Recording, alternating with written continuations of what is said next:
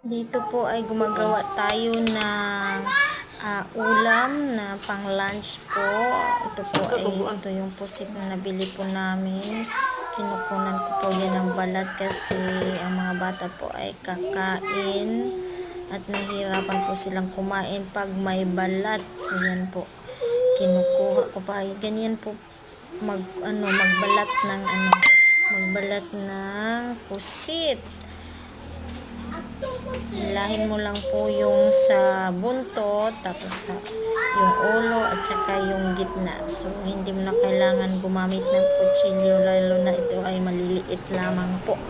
Ayan po, kinukunan po natin yan ng mga tinik-tinik para po ay makain agad ng mga bata. Thank you for watching. Bye!